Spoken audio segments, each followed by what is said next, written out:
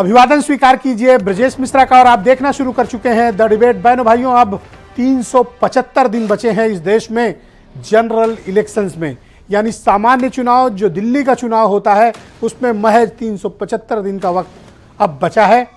घड़ी की सुइयां आगे बढ़ रही हैं और देश में चुनाव आसन्न है। 2024 के पहले क्वार्टर में इस देश में चुनाव हो जाएगा। इस वक्त जब अगले साल में हम लोग होंगे, चुनाव की प्रक्रिया तेजी से आगे बढ़ रही होगी। बहनों भाइयों, सिर्फ 375 दिनों के भीतर जब चुनाव होंगे, नतीजे क्या होने वाले हैं? क्या भारतीय जनता पार्टी जैसी असीम ताकत वाली पार्टी का मुकाबला विपक्ष कर पाएगा? बीजेपी की तैयारी क्या है तीसरी बार सत्ता हासिल करने के लिए? और अपोजिशन के पास क्या मौका है कि इस बार बीजेपी को छोड़ना नहीं है? क्या होगा? दोनों की तैयारियों में इस वक्त क्या लेवल चल रहा है? बीजेपी क्या तैयारी कर रही है? अपोजिशन क्या तैयारी कर रहा है? किस राज्य में क्या चल रहा है? आज की परिचर्चा हम इस विषय पर करेंगे। बहुत ही मौजूदा और रेलिवेंट पॉलिटिकल इशू है, इस बारे में आज होगी खुली चर्चा। बहनों भाइयों, भारतीय जनता पार्टी जैसी बेशुमार बेहिसाब ताकत वाली पार्टी के सामने अब महज 375 दिनों के भीतर चुनाव होने जा रहा है। ओनली 375 डेज बचे हैं चुनाव में। अगले वर्ष जब हम इस दौरान होंगे, चुनाव की प्रक्रिया प्रारंभ हो चुकी होगी। तो भारतीय जनता पार्टी जिसने 2 बार में असीम ताकत उत्पन्न कर ली है, शक्ति पैदा कर ली है, ताकत पैदा कर ली है, वो अपनी ताकत को कैसे इनहेंस करेगी, कैसे बढ़ाएगी, इस ग्रिप को और कैसे बीजेपी मजबूत करने वाली है? और बीजेपी ने अपोजिशन को रोकने के लिए क्या क्या तरकीबें, हिकमत और कारनामे किए हैं ताकि अपोजिशन को अपने पास आने से रोकें। भारतीय जनता पार्टी के पास राज्यों में भी सरकार अधिक है। दिल्ली में उनके पास बेहद शक्तिशाली सरकार है। एक राष्ट्रवादी, एक हिंदुत्व की विचारधारा है और एक उनका बेहद प्रभावशाली नेता है। ये चीजें मिलकर बीजेपी को बेहद ताकतवर बनाती हैं। तो विपक्ष क्या कर रहा है, आपके मन में सवाल होगा, होना भी चाहिए। विपक्ष के पास राहुल गांधी हैं, विपक्ष के पास अखिलेश यादव हैं, विपक्ष के पास ममता बनर्जी हैं, विपक्ष के पास स्टालिन हैं, विपक्ष के पास केसीआर हैं, विपक्ष के पास एक से बढ़कर एक नेता है, लेकिन ये बटे हुए हैं। ताकतवर तो है विपक्ष, कोई दो राय नहीं है, लेकिन ये एक यूनाइट फोर्स नहीं है। इसीलिए जब आप बीजेपी से इनका कंपैरिजन करते हैं तो ये पाते हैं कि अलग अलग लोग, अलग अलग दल, अलग अलग नेता, कंपैरिजन आप जब नरेंद्र मोदी से करते हैं ये बिखरे हुए मिलते हैं। लेकिन बहनों भाइयों, राज्यों में ये ताकतवर हैं। आप अरविंद केजरीवाल का उदाहरण ले सकते हैं। दिल्ली से शुरू हुई एक सामान्य सी पार्टी, नगर निगम के क्षेत्र वाला दिल्ली की सरकार बनाने के बाद अरविंद केजरीवाल का काफिला रुका नहीं। पंजाब में सरकार, गुजरात में दस्तक और आने वाले विधानसभा चुनाव में बड़ी तैयारी। ममता बनर्जी पश्चिम बंगाल पकड़े हुए, स्टालिन तमिलनाडु पर कब्जा, तेलंगाना केसीआर का कोई मुकाबला ही नहीं, आंध्र प्रदेश जगन मोहन रेड्डी, केरल एक ही वामपंथ का किला बचा है, उड़ीसा में पटनायक जी का कोई जवाब ही नहीं, उनको कोई विधानसभा चुनाव हरा ही नहीं पाता। उत्तर प्रदेश बेहद ताकतवर राज्य और इसके पड़ोस में बिहार में बीजेपी को नाकामी हाथ लगी। सरकार उनकी नहीं, उनके खिलाफ माहौल। दिल्ली में उनके पास सरकार नहीं है। हिमाचल कांग्रेस ने छीन लिया है। पंजाब उनकी सरकार नहीं है। लेकिन दिल्ली से पैदा होने वाली असीम ताकत और ऊर्जा और ताकत, राजनीतिक क्षमता, ये बीजेपी को विपक्ष के मुकाबले बहुत मजबूत स्थिति में खड़ा करती है, तब जब विचार की लड़ाई हो रही है, विचारधारा की लड़ाई चल रही है। सही और गलत का फैसला बहनों भाइयों इतिहास करेगा। आज के दौर का जब इतिहास लिखा जाएगा तब आज के दौर की कमियां और अच्छाइयों की व्याख्या होगी। लेकिन वर्तमान में जो लोग जीते हैं उनसे मैं कहना चाहता हूं, चुनाव वर्तमान के ही हालात में होता है। सही और गलत का फैसला इतिहास में चलकर आगे मूल्यांकन होता है कि नेहरू सही थे, गलत थे, गांधी जी सही थे, गलत थे। आज के दौर का जो हो रहा है, अभी चुनाव में आपको वर्तमान में रहना है, वर्तमान के मुद्दों पर रखना है। सही और गलत का फैसला आने वाला वक्त करेगा बहनों भाई। तो क्या बीजेपी जैसे माइटी पावर के सामने विपक्ष तैयार है ये चुनाव लड़ने के लिए? अगर अलग अलग देखें तो बीजेपी को हर राज्य में मुकाबला मिल रहा है, आसान कहीं नहीं है। यूपी में 36% वोट शेयर के साथ सोशलिस्ट अलायंस खड़ा है बीजेपी के सामने, लेकिन ये सब बटे हुए हैं। तो बटी हुई ताकतें जब बीजेपी के समक्ष खड़ी होती है तो बीजेपी इन सबसे बहुत ऊपर नजर आती है, मुद्दों के आधार पर भी, विचारधारा के आधार पर भी, और नेता के लिहाज से भी, और संगठन और कार्यपद्धति के हिसाब से भी। इन्हीं 5 पॉइंट पर विपक्ष बिखरा हुआ आपको मिलेगा।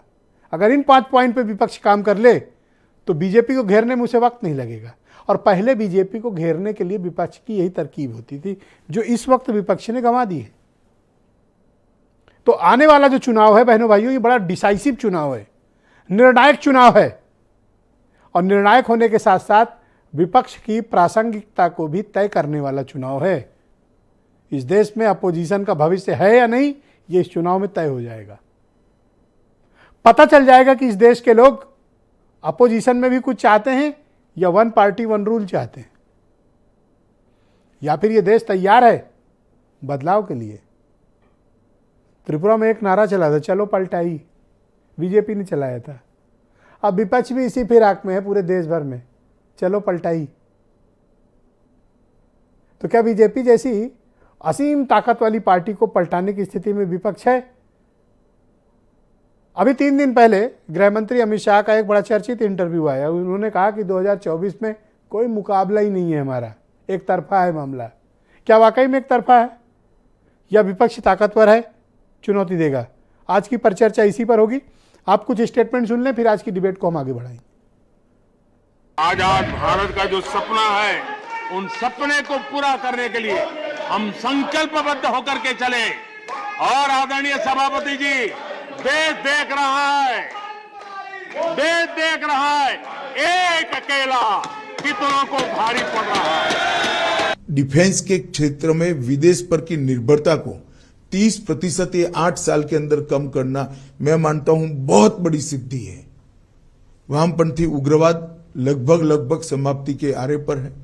जम्मू कश्मीर के अंदर आतंकवाद पर पूर्णतया हमारी एजेंसियों का कंट्रोल है, वर्चस्व है। तो ये परिवर्तन जो है, मैं मानता हूं कि 2024 में कहीं कोई स्पर्धा नहीं है। देश एक तरफा मोदी जी के साथ आगे बढ़ रहा है। अमित शाह जी, 2024 के इलेक्शन में देश एक तरफा मोदी जी के साथ नहीं, मोदी जी के नेतृत्व में महंगाई की तरफ बढ़ रहा है, बेरोजगारी की तरफ बढ़ रहा है, लगातार घोटाले निकल के आ रहे हैं। देश एक तरफा पूंजीवाद की तरफ बढ़ रहा है और जनता इस बार मुद्दों का चुनाव लड़ेगी। शाह जी बिल्कुल ठीक कह रहे हैं कि मोदी जी जैसा कोई नहीं। मोदी जी ने वादा किया था देश के नौजवानों से 2 करोड़ रोजगार का, वो वादा पूरा नहीं हुआ। मोदी जी जैसा कोई नहीं है। देश के किसानों से वादा किया था उनकी आय दुगनी करने का, उनके खिलाफ काले कानून ले आए। मोदी जी जैसा कोई नहीं है। तो बहन भाइयों, आज की परिचर्चा को आगे बढ़ाते हैं। मेरे साथ हीरो वाजपेयी भारतीय जनता पार्टी के प्रवक्ता हैं, अजीज खान समाजवादी पार्टी से हैं, कृष्णकांत पांडे कांग्रेस से हैं, प्रियंका कक्कड़ आम आदमी पार्टी से हैं, ब्रजेश शुक्ला जी जाने माने पत्रकार थोड़ी देर में हमें ज्वाइन करेंगे, और वीरेंद्र सिंह जी हमारे स्टेट हेड। बहुत शुक्रिया और धन्यवाद इस परिचर्चा में आप सबने शिरकत की। हीरो वाजपेयी जी, कार्यक्रम की शुरुआत मैं आपसे करना चाहता हूं। अब सिर्फ 375 दिन का वक्त बचा है देश में आम चुनाव के लिए। बीजेपी की क्या तैयारी है अपोजिशन से लड़ने के लिए? और अपोजिशन भी कोई कमजोर नहीं है, खड़ा है आपके सामने, हर राज्य में चुनौती दे रहा है। देखिए, बीजेपी की तैयारी आप जान रहे हैं कि हमारे पास एक भरोसेमंद चेहरा है जिसके नेतृत्व में लगातार 2 चुनाव में लोकसभा में हमें विजय श्री जनता ने दी है। जनता का आशीर्वाद हमारे साथ रहा है। हमारी नीति है उस पर, चाहे विदेश नीति हो, चाहे आर्थिक नीति हो, चाहे सामाजिक नीति हो, चाहे गरीबों के लिए हो, किसानों के लिए हो, महिलाओं के लिए हो, बेरोजगार, हर एक चीज नीतिगत निर्णय के तहत हो रही है। चाहे निवेश पे आप देख रहे हैं और चाहे विश्व स्तर के पटल पर अगर आप भारत को तमाम जगह रैंकिंग में देखेंगे तो लगातार सुधार होता दिखेगा। आम जनता जो कोरोना काल गुजर गया वो इसी कार्यकाल में रहा जो मोदी जी का, उसका सफलतापूर्वक सामना हमने जिस तरह से विश्व में किया और भारत अग्रणी राज्य रहा, जहां एकदम संसाधन नहीं थे और सारे संसाधनों को जुटाकर हमने उसका सामना किया, जनता वो भी देख रही है। दूसरे, जिस विपक्ष की आप बात कर रहे हैं और जिस विपक्ष की चर्चा चुनाव के दौरान होती है, मैं उत्तर प्रदेश को ले लूं या देश को ले लूं, चुनाव से पहले हम 7-7 हैं, चुनाव के बाद हम 7-8 हैं, ये जनता लगातार बहुत समय से देखती आ रही है। कभी दूसरा पक्ष, कभी एक तृतीय पक्ष, एक तमाम तरह के गठबंधन होते रहे और वो जनता के द्वारा ठगबंधन माने जाने लगे। धीरे धीरे जनता का विश्वास उतर गया। जातिवाद का जो मुलम्मा था, क्षेत्रवाद का जो मुलम्मा चढ़ाता था विपक्ष, वो धूमिल हो चुका है। हमने कास्ट, क्रीड, रिलीजन की पॉलिटिक्स खत्म कर दी। हमने ये रखा कि जो व्यक्ति, जो लाभार्थी है, जिस तक सरकार की योजनाएं पहुंची हैं, सरकार उसके द्वार जाएगी, हमारे कार्यकर्ता जाएंगे, हमारे नेता जाएंगे, अपनी बात रखेंगे, ऐसा जनता प्रतीत का होता है आशीर्वाद कि आप मांगेंगे। सिर्फ और हिंदी जहां तक पट्टी पर ही उत्तर प्रदेश फोकस की बात कर रहे है, हैं, पिछले क्योंकि मैं अगर पश्चिम बंगाल से शुरू करूं, उड़ीसा होते हुए तमिलनाडु पहुंचूं और फिर केरल, आंध्र प्रदेश, तेलंगाना होते हुए आऊं, आप मुश्किल में हैं, आसान नहीं है आपके लिए। नहीं ब्रजेश जी, जब ये चुनाव क्षेत्रीय मुद्दों पर होते हैं तो वहां के क्षेत्रीय मुद्दे हावी रहते हैं, वहां का क्षेत्रीय नेतृत्व भी रहता है। लेकिन जब ये ब्रॉडर प्रोस्पेक्ट में आप राष्ट्रीय स्तर पे देखते हैं, तब वो तमाम वोटर्स जो क्षेत्रीय स्तर पे भारतीय जनता पार्टी को वोट नहीं देते, वो ब्रॉडर प्रोस्पेक्ट में देश चलाने के लिए कि देश कौन बेहतर चला सकता है, उसके आधार पर वोट पड़ता है। आप उत्तर प्रदेश में ले लीजिए, जो वोट अभी मिला है समाजवादी पार्टी को, एक कम हो जाएगा। जो वोट और दल पाए ये कम हो जाएगा, क्योंकि लोग मानते हैं कि अखिलेश यादव प्रधानमंत्री नहीं बन सकते।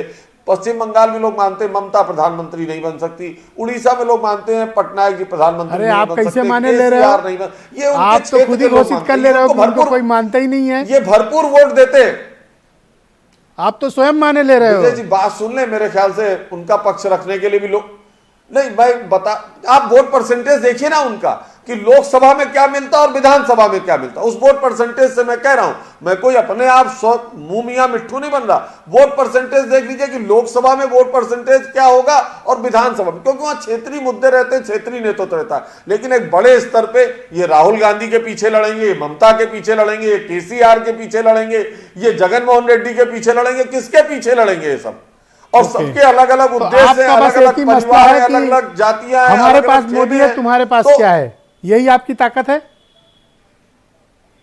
नहीं, ये नहीं, हमारे पास वो 80 करोड़ लोग भी हैं जिन तक हमने लाभ पहुंचाया, सरकार की योजनाएं पहुंचाई हैं। और इस आपदा काल में हम लोगों के द्वार तक पहुंचे, वो योजनाएं हैं। हमने जनता से सीधा कनेक्ट बनाया है। क्षेत्रीय स्तर पे हो सकता है वो किसी को लाभान्वित कर देते हो अपने आशीर्वाद से, पर राष्ट्रीय स्तर पे आप फिर मान लीजिए पिछली बार की ज्यादा संख्या से आदरणीय मोदी जी प्रधानमंत्री बनेंगे। शुक्रिया आपका वाजपेयी जी। मैं कार्यक्रम को आगे बढ़ाता हूं। Krishnakant Pandey ji, out of turn आपकी बारी है। आप मुझे बताइए, बीजेपी जैसी असीमित, बेहद ताकतवर पार्टी, एक नेता, एक विचारधारा, और बीजेपी के पास राज्यों में भी आपसे अधिक सरकार और बहुत क्षमतावान नेता, आप कैसे मुकाबला कर पाइएगा? कई बार आपने अभी इस डिबेट में कहा है, अपने इंट्रोडक्शन में भी कहा है कि बहुत ताकतवर, असीम ताकतवर, तमाम चीज़ें कहा है।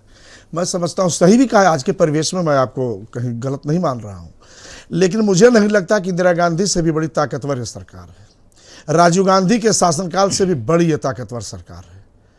और 1989 में बीपी सिंह जैसा एक व्यक्ति आया, उसने फर्जी, झूठ, फरेब के बल पे बोफोर्स से चिट्ठी मेरी पॉकेट में रखी है, कौन है करके राजीव गांधी जैसी इतनी बड़ी ताकतवर, मोदी 10 साल के कार्यकाल में यह सरकार अभी उतनी ताकतवर नहीं हो चुकी है। इसलिए कई बार आपने कहा, इसलिए मुझे कहना पड़ रहा है। और उन्होंने इस सरकार को गिरा दिया। अमित शाह जी ने जो कहा है, निश्चित रूप से अमित शाह जी को यह बात कहनी भी चाहिए, क्योंकि अमित शाह जी आ चुके गृह मंत्री, मैं उन पर कोई अदरवाइज कमेंट तो नहीं कर सकता। लेकिन स्थिति यह है कि वह हिमाचल में भी 56 पार, 68 सीट में और 56 पार जा रहे थे। बंगाल में 298 में 200 पार। बड़ बोलापन उनकी आदत में शुमार है, शायद उनको यह भी पता नहीं रहता हो। अब चूंकि गृहमंत्री बड़ी चीज है इसलिए मैं उनके खिलाफ नहीं कुछ कह रहा हूं, लेकिन इतना कहना भी बड़ा जरूरी हो जाता है कि किस राज्य में सीटें कितनी हैं। मुझको लगता है बोलते समय भूल जाते हैं कि मैं कहीं मतलब ओवरलैप कर जाते हैं, आप भूल लड़ोगे जाते हैं। कैसे बीजेपी से, थोड़ा इस पर फोकस डालो। 3600 किलोमीटर की यात्रा देश का सबसे बड़ा नेता राहुल गांधी ने अभी अभी किया है, और जहां से जहां तक किया 3100 किलोमीटर 3200 किलोमीटर की यात्रा फिर हमारी होने जा रही है। पूरा ये कहां से देश, कहां होगी? यह पोरबंदर से शुरू होके यह परशुराम जी के अरुणाचल प्रदेश से लेके कई राज्यों में 8-9 राज्यों में शुरू हो रही है। अभी उसकी डेट तो नहीं आई है, लेकिन वो जिसमें उत्तर प्रदेश के भी तमाम जिले हैं, बिहार भी है, पश्चिम बंगाल भी है, गुजरात है, अरुणाचल प्रदेश है, तमाम राज्य। तो ये पदयात्रा ही आपकी असली ऊर्जा का स्रोत होगा। हिंदुस्तान में आदिकाल से अब तक पदयात्रा ही हमेशा स्रोत रहा है। दूसरी चीज मैं बता रहा हूं ना कि हमारे पास पदयात्रा के अलावा क्या चीज है। हर मुद्दे पर ब्रह्म हत्या जिस तरह से उत्तर प्रदेश की सरकार करवा रही है, चाहे वो अभी मुरादाबाद में भी हुई है श्वेताब तिवारी, और कानपुर में भी आपके चैनलों ने सब लोगों ने दिखाया, सब कुछ है। इसके खिलाफ आज सड़क पे कौन दिखाई पड़ा? हम दिखाई पड़ रहे हैं, यानी कांग्रेस दिखाई पड़ रही है। इसके पहले भी चाहे जितनी भी घटनाएं उत्तर प्रदेश में हुई, जनता को हो सकता है समझने में थोड़ा समय लगे। मैं जनता जनार्दन है, वह ईश्वर का रूप है, मैं उसे कुछ नहीं कह सकता।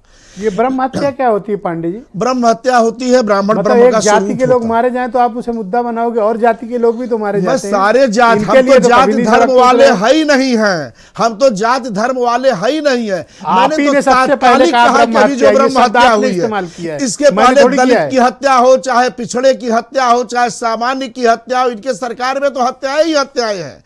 अभी इन्वेस्टर समिट हुआ जी, जिसमें तमाम झूठ फरेब जनता की गाढ़ी कमाई का रुपया जिस तरह से लुटाया गया, आज जाते ही ब्रह्म हत्या। कल हो सकता है किसी दलित की हो, परसों किसी अन्य की हो। ये तो इनके यहाँ तो यह कार्यक्रम चलता रहता है, कोई ऐसी बात थोड़ी ही है। और इन सब सारे चीजों में एक और मूड घूम के आते हैं। जी। देखिए, जो रीजनल फोर्सेस है ना, वो कांग्रेस से ज्यादा ताकतवर है अपने अपने क्षेत्रों में। जैसे मैंने अभी आपको गिनाया ना, पश्चिम बंगाल से शुरू करिए और पूरा मैं कहाँ इनकार कर रहा चेन हूं, बनाते हुए, कुछ नेकलेस चेन राज्यों बनाते में, हुए आ जाइए, कुछ पंजाब राज्यों तक, में, तमाम हिमाचल तक। हिंदुस्तान के तमाम राज्यों में हमारी सीधी लड़ाई है, चाहे वो क्षेत्रीय दल कुछ हो या भारतीय जनता पार्टी हो। कुछ राज्य ऐसे भी हैं जहां क्षेत्रीय दल हमसे ज्यादा ताकतवर है। मैं जो सही चीज है उससे मैं क्यों बहस करूं, मैं क्यों इनकार करूं? यूपी और बिहार के पास है सारे लोग इस बार, सारे लोग एक साथ एक फ्रंट पर एक मुद्दे पर इसलिए खड़े होंगे, इसलिए नहीं कि कौन सत्ता में जा रहा है, कौन प्रधानमंत्री होने जा रहा है, इसके लिए नहीं, इसलिए खड़े होंगे सारे लोग एक मंच पे कि इस बार भारतीय जनता पार्टी जैसी सरकार जिसने कमर तोड़ दी हिंदुस्तान के गरीब की, मध्यम वर्ग की, सबकी कमर तोड़ दिया, आज उससे निजात दिलानी है। और आज और एक बात कह के अपनी बात समाप्त करूंगा। देश के प्रधानमंत्री श्री मोदी जी सदन में अपने भाषण के दौरान सरनेम पर जिस स्तर पे आ गए, हिंदुस्तान की जनता 2024 के चुनाव का इंतजार कर रही है, उसी स्तर पे इनके पहुंचाएगी जिस स्तर पे ये आ चुके हैं। सर, युद्ध में जीत इंपॉर्टेंट होती है। आप सही लड़े गलत लड़े ये कभी बहस का विषय नहीं। 10 राज्य है ना, अंत में जीत 10 राज्य है ना, चाहे हमारे पास 2 ही राज्य है ना, दो सर, 10 राज्य के चुनाव होने जा रहे हैं, जम्मू कश्मीर लेके हमारे पास 2 ही राज्य है ना, और हार होती है, मिला के इन्हीं के तो लोग, और हारने वालों को कोई इतिहास नहीं होता, हो चुका है ना, जीतने वाले का इतिहास देख होता है। लीजिएगा, 3 राज्यों का अजीज खान चुनाव मेरे साथ देख मौजूद है, लीजिएगा, समाजवादी गुजरात तक सीमित है। पांडे जी शुक्रिया, पांडे जी शुक्रिया, इतने भाव विवल हैं आज आप। अच्छा लगा बहुत दिनों के बाद आपको देख के। अजीज खान मेरे साथ मौजूद हैं, समाजवादी पार्टी के प्रवक्ता हैं। अजीज खान जी शुक्रिया आपका। उत्तर प्रदेश में आप सबसे बड़े विपक्ष के रूप में हैं, लेकिन पार्लियामेंट इलेक्शन की कोई तैयारी आप क्या होती हुई दिख नहीं रही है, क्यों? सर, ये कैसे पता चलेगा कि, या कैसे हम आपको बताएं कि तैयारी नहीं हो रही है? सर, 2-4 उदाहरण के साथ तैयारी पेश तो करो और बहुत ही बताओ, शानदार, एविडेंस दो। नहीं, निश्चित तौर पे देखिए, समाजवादी पार्टी ही एक ऐसी पार्टी है जो इनके काले कारनामों को और इनको बेनकाब करने के लिए सिर्फ यही आगे बढ़ रही है। अभी त्रिपाठी जी कह रहे थे कि साहब ब्रह्म हत्या, मैं कह रहा हूं ब्रह्म हत्या नहीं, निर्मम हत्या, उस ब्रह्म जात की निर्मम हत्या। आप देखिए, जो सरकार इस वक्त जो है, मैं कह रहा हूं, जब जाना होता है सरकार को तो ऐसी हत्याएं कराती है, लॉ एंड ऑर्डर की स्थिति पैदा होती है। अभी शुरुआती दौर में आपने साहब ओपनिंग कमेंट में कहा ब्रजेश भाई कि साहब हमारे पास मोदी हैं, अमित शाह जी ने सर मैं इंटरव्यू देख दिया। रहा हूँ आजकल हम विपक्ष पर के बड़ी पास नजर क्या है आप लोगों मैं की। तो मैं क्या बोलता हूँ, नहीं, आप अरे लोग साहब, घंटों बोलो, आप कोई इशू सम्मान नहीं। मैं 2 लाइन बोल दिया तो हर कोई वहीं से शुरू करता है। बोलो सर, बोलो आप। अरे सर आप तो सर सरमान है। मैं कह रहा हूं कि निश्चित तौर पे आज सत्ता पक्ष के पास मोदी जी हैं, और वो मोदी जी जो विपक्ष पूछता है आम बताते हैं इमली। सच्चाई ये है कि पूछ कुछ और लोग रहे हैं, सवाल विपक्ष कुछ और कर रहा है, और माननीय मोदी जी जवाब कुछ और दे रहे हैं। साहब ऐसा शायद मेरे ख्याल से इतिहास में ऐसा कभी नहीं हुआ कि एक बहुत बड़ा गरिमा वाली पद है, आप प्रधानमंत्री हैं इस मुल्क के, आप जानिए कि आपसे लोग सवाल करते हैं, और वो भी जायज सवाल, आप जवाब देने के बजाय। सर जब मैं ग्रेजुएशन कर रहा था बीएससी, आप हड़कारे साहब तो अकेले हमारे भारी हैं सब फिजिक्स पे। के एक टीचर ने सर एक बात कही थी कि सवाल कुछ भी पूछा जाए, जवाब वो दो जो तुम्हें आता है। नहीं ठीक बात कह रहे हैं सर, आप सही कह रहे हैं, सुविधा अनुसार जवाब देना चाहिए, ठीक बात है, और इस चीज को बीजेपी पूरी तरह से फॉलो कर रही है। अभी हीरो भाई ने कहा कि साहब कोरोना काल के बीच में माननीय मोदी जी ने निश्चित तौर पे ताली थाली बजवाई, बिल्कुल बहुत बड़ा काम किया। हजारों किलोमीटर लेबर पैदल चले साहब, उनकी गाड़ी घोड़ा तक इंतजाम नहीं किया गया, यह व्यवस्था रही। क्या क्या कोरोना काल में नंगा नाच हुआ, किस किस तरीके से लोगों की मृत्यु हुई, सदन में यहां तक झूठ बोला गया कि साहब ऑक्सीजन से कोई मरा ही नहीं, तो क्या क्या नहीं हुआ, यह सब जनता देख रही है। एक जो बड़ा अहम मुद्दा है जिसमें हम चर्चा करना चाह रहे हैं जी कि साहब आज देखिए जो बहुत ज्वलंत मुद्दे हैं इस देश के, वो क्या हैं? आज ज्वलंत मुद्दे हैं, सबसे बड़ा किसान ज्वलंत मुद्दा है। अब एनसीआरबी का एक आंकड़ा दे सर आपको 2020 का, 29 किसान पर डे आत्महत्या कर रहा है, 42 बेरोजगार पर डे आत्महत्या कर रहा है, 103 दिहाड़ी मजदूर आत्महत्या कर रहा है। साहब ये जो आत्महत्या सर ये सब मुद्दे हैं, मैं मानता हूं, थमेगा, लेकिन जब चुनाव होता है तो सर परिस्थितियां विपरीत होती हैं। आप कैसे लड़ोगे? कोई अलायंस करोगे? बीएसपी का क्या करोगे? कांग्रेस अलग लड़ रही उत्तर प्रदेश में, दूसरे दल अलग लड़ रहे हैं। आप अपने अलायंस के फैमिली मेंबर्स को बढ़ाओगे या जो मौजूद हैं सिर्फ उन्हीं के साथ जाओगे? सर पहली बात तो ये बता दें, आज बीजेपी की जो स्थिति खुद ही वो स्वतः समाप्त होने की स्थिति में है। आप प्रदेशों का नाम ले लेना सर, आप मध्य प्रदेश में जबरदस्ती सरकार बनाई गई, जनता साथ नहीं है। महाराष्ट्र में यही स्थिति है, आप किसी भी प्रदेश में ले लें, आज इनके पास बड़े प्रदेश नहीं, बिहार की स्थिति ले लें आप, उत्तर प्रदेश हाथ से जा ही रहा है। मेरी डिबेट, मेरा रिमार्क बहुत सुनते हो, मैंने तो ये भी कहा कि युद्ध में कोई नियम नहीं होता सर, अंत में जीत इंपॉर्टेंट होती है सर, और हारने वालों का इतिहास नहीं होता। चक्कू मार के पीछे जीता हो चाहे गला काट के, सर जीत होती है।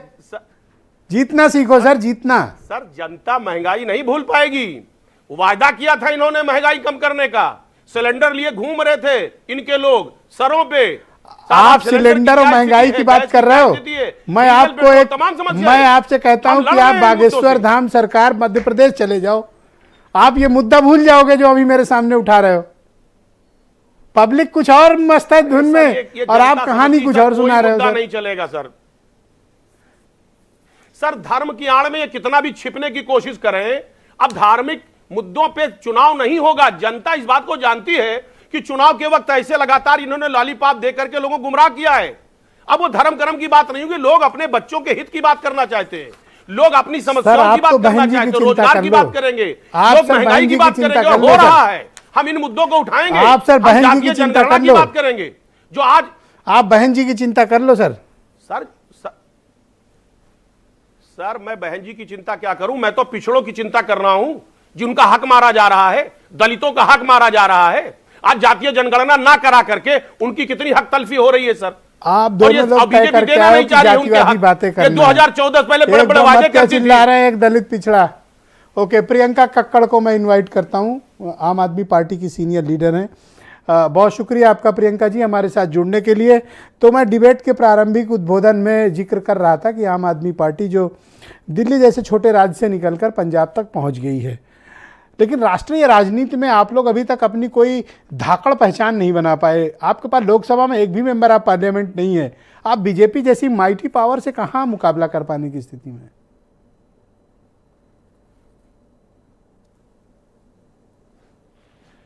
प्रियंका जी की आवाज नहीं पहुंच रही भाई। हाँ, yes yes, please go ahead, please go ahead. नमस्ते विजय जी, सबको नमस्ते। विजय जी, हमारा हमारा तो मतलब आपने देखा होगा अभी गुजरात में भी, जहां कांग्रेस ने बिल्कुल गिव अप कर दिया था, वॉकआउट ही कर दिया एक तरह से, जैसे मेयर चुनाव में दिल्ली में किया है, तो वहां पर मेन चैलेंजर हम ही एक तरह से उभरे और उनके गढ़ में जाकर 5 सीटें लेकर आई। ये आसान बात नहीं थी ब्रिजेश जी, काफी मेहनत लगी, काफी काम लगा इसमें, और हमारी एक छोटी पार्टी है जो विश्व की सबसे बड़ी पार्टी को चैलेंज करने की ताकत रखती है, पहली चीज।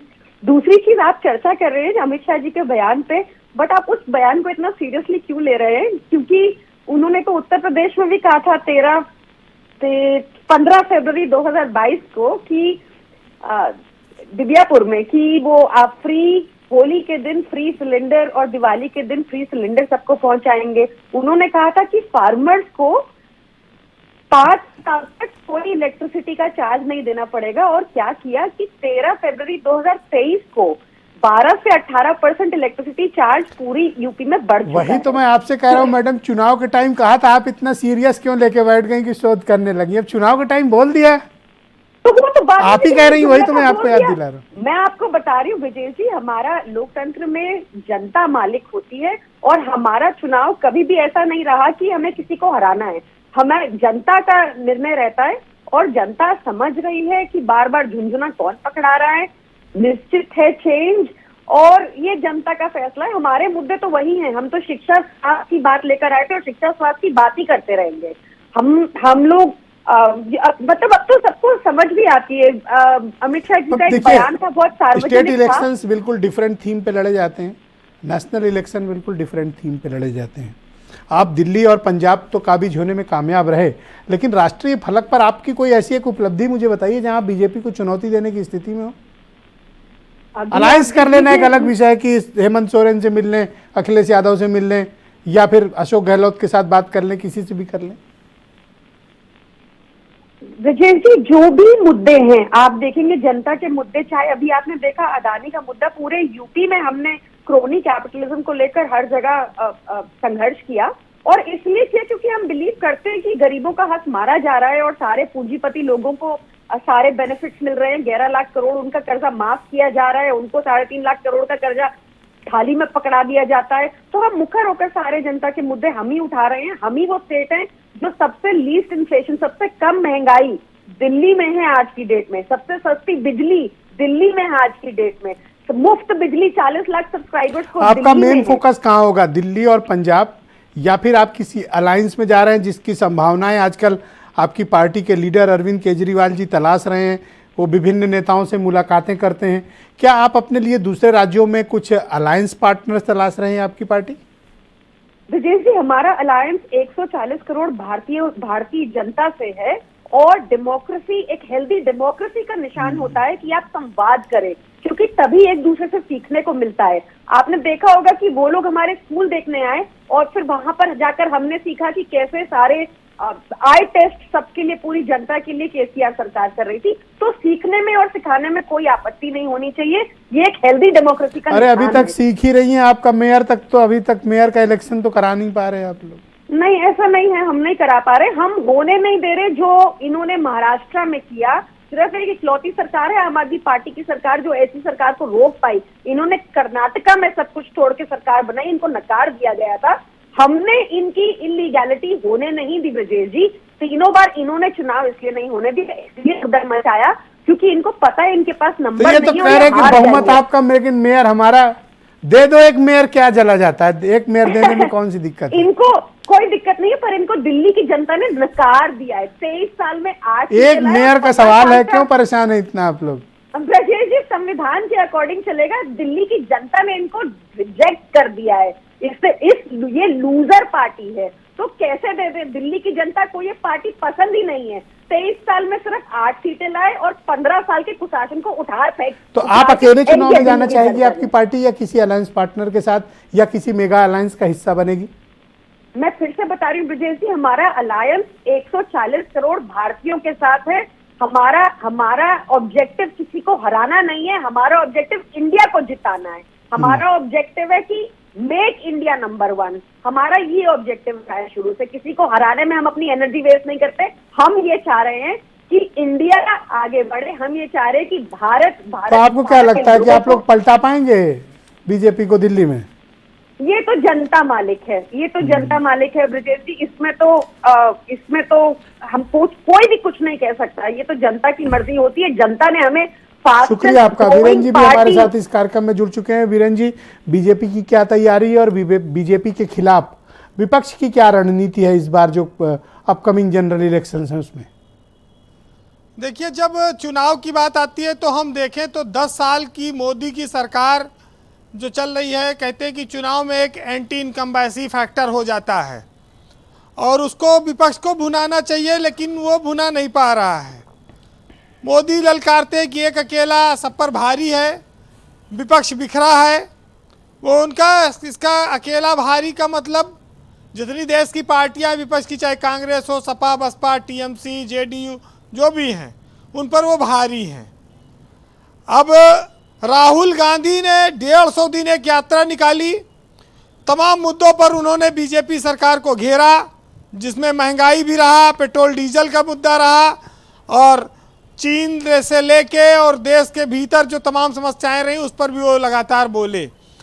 लेकिन अभी तक उसका कोई ऐसा उफान नहीं दिख रहा है कि जो वोट में बदल जाए या चुनाव के समय मोदी को नुकसान पहुंचाए।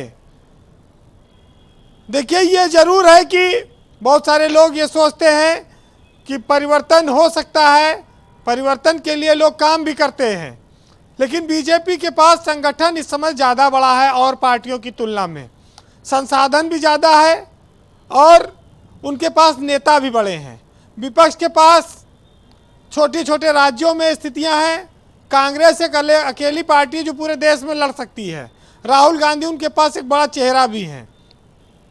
लेकिन जो उत्तर प्रदेश सबसे बड़ी ताकत देता है केंद्र को, वहाँ पर कांग्रेस अभी एक लोकसभा का सांसद है उसके पास, और बीजेपी ने कहा हम 75+ जीतेंगे। तो कांग्रेस का एक रहेगा कि एक्को नहीं बचेगा, ऐसी नौबत आ जाएगी क्या? क्योंकि वो जब एक आया था जब मायावती और अखिलेश मिल के लड़े, और बीजेपी ये जानती है कि अगर सबसे ज़्यादा तकलीफ उसको कोई दे सकता है तो अखिलेश यादव और मायावती का गठबंधन दे सकता है। और पिछले 19 के जो चुनाव हुए उसमें वो 15 सांसद जिताने में कामयाब रहे। लोग तो कह रहे थे कि 40-50 सांसद भी जीत सकते हैं, लेकिन वो कुछ चमत्कार रहा मोदी का कि वो बचाने में कामयाब रहे सीटें। अब मोदी और योगी की जोड़ी उत्तर प्रदेश में फिर मजबूत है। योगी दोबारा मुख्यमंत्री हैं। अब मायावती ने ऐलान भी कर दिया कि वो गठबंधन करेंगी नहीं, तो रास्ता तो वैसे साफ है। और बीजेपी मन मन लड्डू फूट रहा है, ताली बजा रही कि अच्छा हुआ, अब की क्या लड़े, अब तो आराम से हम जीत लेंगे। डरती तो देखिए बीजेपी है कि अगर अखिलेश और मायावती एक हो गए तो अब एक बार तो मान लीजिए धुप्पल में भी मामला हाथ आ गया, कहीं दोबारा फिर आए तो फिर बड़े नाकों चने चबाने पड़ेंगे। ये सच्चाई है उत्तर प्रदेश में जो सियासी समीकरण है।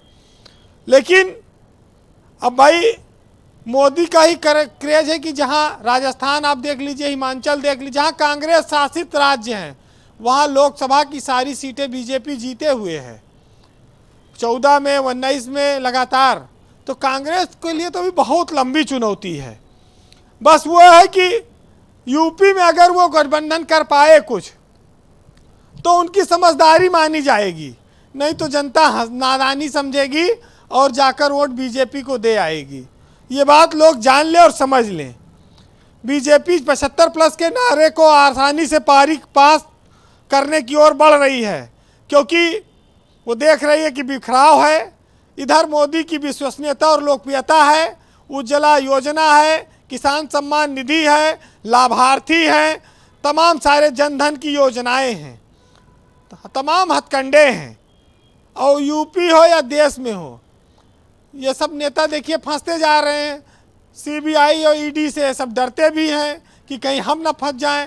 सड़क पे उतर के कोई आंदोलन भी नहीं कर पा रहे हैं। तो चुनाव में डरा हुआ विपक्ष कहाँ लड़ पाएगा, ये भी एक बड़ी चुनौती है। तो ये जो जोड़ी है उत्तर प्रदेश पे बड़ा निर्भर करती है।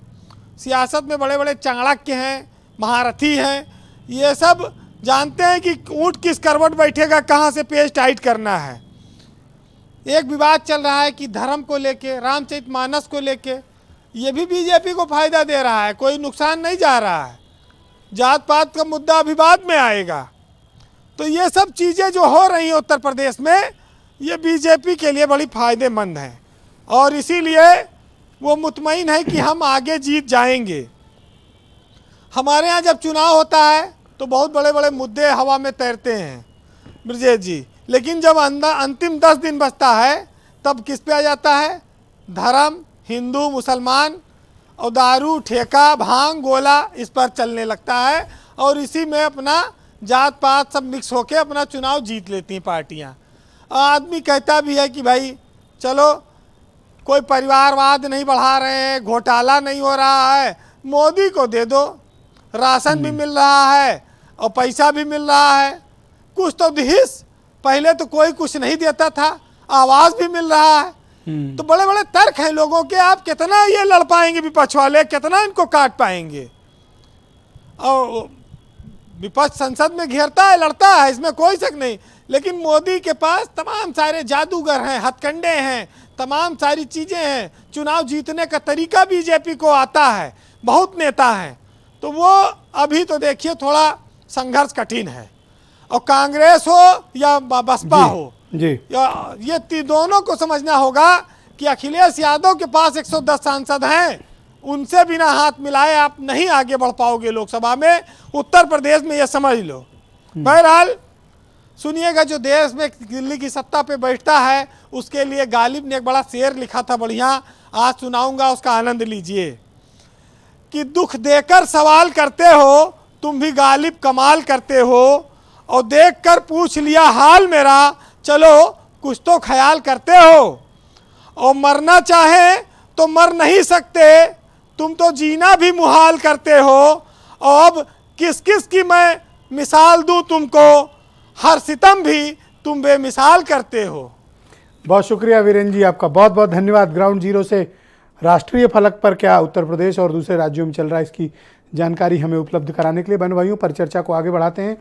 मेरे साथ हीरो वाजपेयी मौजूद हैं, भारतीय जनता पार्टी के प्रवक्ता हैं। हीरो वाजपेयी जी, क्षेत्रीय मुद्दे ऐसे हैं जो भारतीय जनता पार्टी की दिल्ली की राह में रोड़ा बन रहे हैं, और ये क्षेत्रीय मुद्दे पूरब से लेकर पश्चिम और उत्तर से लेकर दक्षिण तक, नॉर्थ ईस्ट के स्टेट्स तक सब जगह विद्यमान है। बीजेपी कैसे इन क्षेत्रीय मुद्दों का और क्षेत्रीय क्षत्रपों का मुकाबला करेगी? आप जिस राज्य का कहें मैं उस राज्य का आपके समक्ष उदाहरण रख देता हूं। नहीं, देखिए ब्रजेश जी, उदाहरण तो पक्की बात है कि जहां विपक्ष की सरकारें हैं वहां विपक्ष जीता है और जनता का उसे आशीर्वाद मिला है विधानसभा में, उसको तो नकारा नहीं जा सकता। पर जो अभी बात हो रही कि राष्ट्रीय सरकार, केंद्र की सरकार, जो एक ऐसी भारत सरकार है जिसको बहुत सारे जगह पे काम करना होता है, विदेश नीति पे करना है, आर्थिक नीति पे करना, और एक समग्र भारत को लेकर चलने वाला, तो मुझे नहीं लगता कि कोई नेतृत्व है। आप ही देखिए विपक्ष में क्या है, राहुल गांधी के पीछे चलेंगे कि केसीआर की महत्वाकांक्षा के पीछे चलेंगे कि ममता जी की महत्वाकांक्षा, और इन सबके अपने क्षेत्रीय हित हैं। एकमात्र भारतीय जनता पार्टी है राष्ट्रीय फलक पे जिसमें आदरणीय मोदी जी के नेतृत्व में भले ही नीचे सरकारें और दलों की हो, लेकिन राष्ट्रीय स्तर पर भारतीय बस यही एक बात है जो आपको बाकियों से बढ़त दिलाती है। और नहीं, देखिए एक बात तो है कि स्पष्ट नीति है, स्पष्ट नेतृत्व, स्पष्ट नियत है। इन सबकी नीति में परिवारवाद है, सिर्फ एक परिवार की राजनीति चल रही है इन क्षेत्रीय छत्रपों की, और अपने अपने निजी हित हैं। इस प्रदेश का व्यक्ति उस प्रदेश से भिड़ रहा है अपने निजी हितों के खातिर। डीप ब्रीदिंग कर रहे हैं पांडे जी। कांग्रेस देखिए उत्तर प्रदेश जीते बगैर रेडी रहिएगा। उत्तर प्रदेश में कांग्रेस पिछले 32 साल से अपने अस्तित्व के संकट से जूझ रही है, और उत्तर प्रदेश में किसी भी दल की आप हालत पिछले 2 चुनाव से देखते हुए आ रहे हैं। राष्ट्रीय स्तर पे जब आपको चुनना है नेतृत्व, तो उत्तर प्रदेश की समझदार जनता 2 बार विश्वास जताई है भारतीय जनता पार्टी। पर मैं एक चीज बताता हूं, जब जब कांग्रेस उत्तर प्रदेश में बढ़ी है, और मुझे लगता है भारतीय जनता पार्टी को नुकसान करके गई है, ये फैक्ट है, आप स्टडी करके देख लीजिए। जिस चुनाव को कहिए मैं आपको डेटा दूं। इसलिए अगर कांग्रेस को बढ़ने की आप कामना यूपी में कर रहे हो तो अपना नुकसान कर रहे हो आप। नहीं, कांग्रेस को मैं देखिए कोई किसी को ना बढ़ाता है ना घटाता है। नेतृत्व नीति और नियत, तीन चीजें अपना विशेष रोल रखती है और बाकी तो जनता जनार्दन है, आशीर्वाद रखती है। ना आज तक इन्होंने ये कह पाया कि राहुल गांधी हमारे प्रधानमंत्री होंगे, ना अखिलेश यादव की पार्टी कह पाई हमें जिताओ।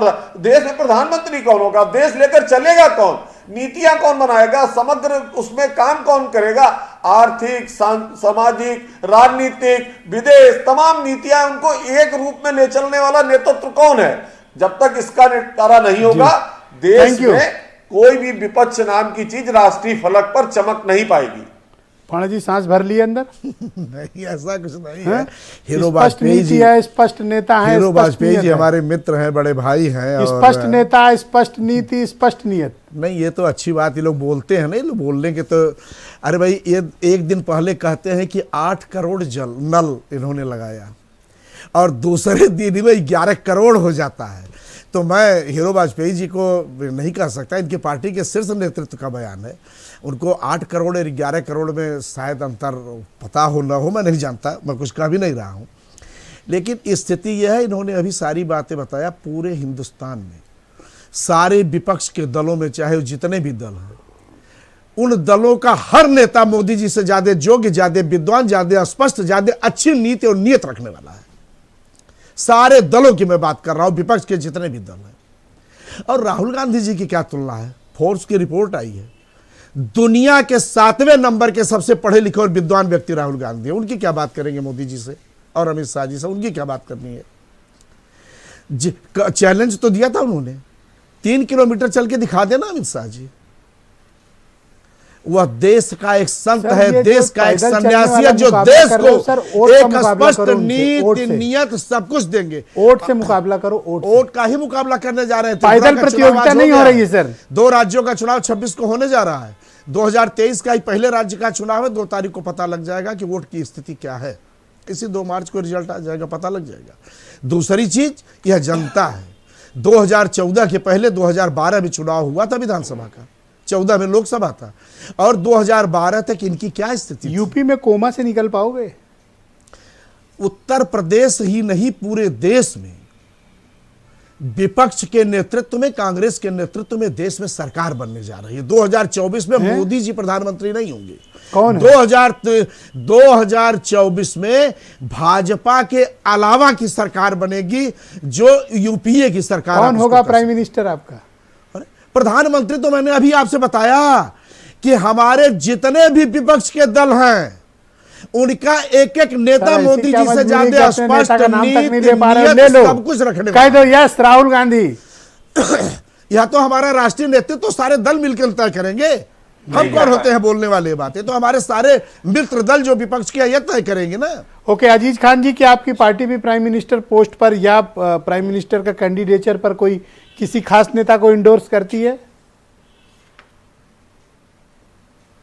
देखिए सर, अभी वो तो बात का मसला है। हम देखिए मजबूती से जमीन पर लड़ रहे हैं। जो हमारा नेतृत्व तय करेगा, हमारे माननीय राष्ट्रीय अध्यक्ष अखिलेश यादव जी तय करेंगे, वो सर्वमान्य है। और हमारे नेता कॉम्पिटेंट हैं। अभी नेताओं के जिक्र चल रहा था कि साहब कॉम्पिटेंट नेता, तो मैं तो दावा करता हूं कि मेरे नेता से ज्यादा पढ़ा लिखा कोई नेता नहीं है। विदेशों से पढ़ के आए हैं, तो जाहिर सी बात है कि उनकी एक सोच अलग है। उनका देखिए, उनके अपने कार्यकाल में उन्होंने किस तरीके से आईटी सेक्टर को बढ़ावा दिया, किस तरीके से डेवलपमेंट उत्तर प्रदेश का किया, वो एक मिसाल है। वो एक मिसाल है। उस पे चर्चा करने की जरूरत नहीं है। वो पूरा देश ने देखा कि एक ही कार्यकाल में कितना सब कुछ बदल दिया। और आज माननीय योगी जी अभी 6 साल में कुछ नहीं कर पाए, जो कुछ किया था उसी का लोकार्पण कर रहे हैं। सर, मैं 2-3 बातें कहना चाहूंगा। साहब, विपक्ष क्या कर रहा है, यह बड़ा अहम सवाल है। विपक्ष, एक बात आप जानिए कि इस बार मुत्तहिद है, एक प्लेटफॉर्म पे है, कोई बंटवारा नहीं है। और हर विपक्ष के, हर पार्टी के लोग अपनी अपनी रणनीति पलट पाएंगे, पलट देंगे क्षेत्रीय स्तर पर। और वो क्षेत्रीय स्तर सर निश्चित तौर पे पलट रहे हैं, बाजी पलटने जा रही है। तभी तो माननीय मोदी जी को कहीं ना कहीं इस तरीके से एग्रेसिव होकर वो बात कर रहे हैं। इतने बड़े देश के नेता, दुनिया के नेता साहब, वो सदन में किस तरह बयान देते हैं, ये साहब बहुत ही बड़ी बात है। रोज जिसको गरियाओगे एक दिन तो आदमी भड़केगा ना। एहसास होता है। एक दिन तो गुस्सा कर लेने दो, रोज गाली दे रहे हो, एक दिन आदमी पलट के खड़ा होगा, गुस्सा करेगा। सर, ये गुस्सा नहीं था। ये कहीं ना कहीं ये अंदर अंतःमन से बात थी। ये था कहीं ना कहीं उनको निराशा लग रहा था, उनको लग रहा था कि जो बोल रहे हैं वो गलत बोल रहे हैं। अडानी का मसला जो है वो गलत तरीके से उसको पेश कर रहे हैं, अडानी जी को डिफेंड कर रहे हैं, ये कहीं ना कहीं उनके मन में था और वो मन में रहते हुए उन्होंने इस तरीके से। मैं आपका शुक्रिया अदा करता हूं ब्रजेश शुक्ला जी, बहुत ही जाने माने राजनीतिक पत्रकार मुझे ज्वाइन कर चुके हैं। ब्रजेश जी शुक्रिया आपका। मैं आपसे जानना चाहता हूं कि नेशनल इलेक्शंस को अब बस 375 दिन का वक्त बचा है, ऐसे में आप क्या पाते हैं कि सत्तारूढ़ दल और विपक्ष इनकी क्या तैयारियां और कौन किस पर कहां और किन परिस्थितियों में भारी पड़ रहा है? ब्रजेश जी, तैयारी दोनों तरफ से चल रही है। वैसे भारतीय जनता पार्टी काफी तेजी से लगी हुई है और ये आज की तैयारी नहीं है, वो 1 साल पहले से लगातार विधानसभा चुनाव के बाद उन्होंने शुरू कर दिया था। जहां तक विपक्ष का मामला है, शरद पवार ने एक बात कही है, उन्होंने कहा कि जब तक 544 में 544 पूरे एक प्रत्याशी नहीं लड़ेगा तो बीजेपी को आप नहीं हरा पाएंगे। अब इसके लिए प्रयास कितना हो सकते हैं, नीतीश कुमार लगे हुए हैं, लेकिन क्या हो पाएगा? अब जैसे मैं बातें सुन रहा था उत्तर प्रदेश का, क्या उत्तर प्रदेश में ये कह देना कि साहब सारा विपक्ष एक प्लेटफॉर्म में आ जाएगा? नहीं, आप उत्तर प्रदेश में रहते हैं, हम भी रहते हैं, नहीं है, बिखरे हुए। तो क्या बसपा प्लेटफॉर्म में आ जाएगी? तो इस तरह चुनाव इतना हल्के ढंग से नहीं, आप बयानों से चुनाव नहीं लड़े जा सकते हैं। मैं कांग्रेस को भी सुन रहा था कि साहब अब तो बिल्कुल एक बड़ा वो है। मुझे याद 2019 में जब मैं चुनावी दौरे में निकला था तो मुझे कांग्रेस कुछ नेता भी थे सचिवालय में, उन्होंने कहा कि साहब ब्रजेश जी देखो महागठबंधन हो गया। ऐसे समय हुआ जब प्रियंका जी स्वयं मैदान में कूद पड़ी और अब मामला गड़बड़ा गया इन लोगों का, वो स्वयं मैदान में आ गई हैं। परिणाम क्या आया? कोई परिणाम इनके खिलाफ गया, कांग्रेस को तो कुछ नहीं मिला। तो ये सारी स्थितियां हैं, जमीन में लड़ाई लड़नी पड़ेगी। जमीन में जब तक नहीं लड़ेंगे तब तक आप लड़ाई नहीं जीत सकते हैं। ये बड़े बड़े दावे, बड़े बड़े कार्य, इसका कोई मतलब नहीं है। बीजेपी 1 साल से तैयारी कर रही है और समाजवादी पार्टी भी लगी है। खैर बसपा तो अभी पहले भी नहीं उतरी थी, अब उनकी क्या रणनीति क्या नहीं है। लेकिन एक चीज एक गौर करने वाली है, मैं जिसको देख रहा हूं कि वो कुछ नेताओं को ला रहे हैं अपने साथ, जैसे सहारनपुर है, इलाहाबाद है, इमरान मसूद को यहाँ लाए हैं और ये नहीं समेट पाए इनको। तो इस तरह वो बाकायदे अपनी गोटियां फिट कर रही हैं मायावती जी। तो जब तक एक मंच में नहीं आएंगी, एक मंच में आए तब नहीं आप हरा पाए। अब एक मंच में नहीं आएंगे तो थोड़ा दिक्कत होगी। सर मुस्लिम वोटर बहुत सर समझदार होता है, वो और मामलों में भले नासमझी दिखाए पढ़ने लिखने में या और मामलों में नासमझी दिखाता है, लेकिन वोट के मामले में सर एक नाके से गुजरता है। एक नाका मतलब एक चौराहा से सर। नहीं, इस बार हमने 2022 का चुनाव मैंने ब्रजेश जी देखा है। यदि आप सारा कुछ देखें, यदि आंकड़े मंगवाएं और मैं आपको आंकड़े दूं, तो जितना पश्चिमी उत्तर प्रदेश में है वहां विपक्षियों को वोट नहीं मिला मुस्लिम मोहल्लों में। आप समझिए पहली बात तो कुल पोलिंग हुई 80% 85%, उसके बाद किसी दूसरे को मिला ही नहीं, सिर्फ समाजवादी और रालोद गठबंधन को हुआ के पक्ष में गया।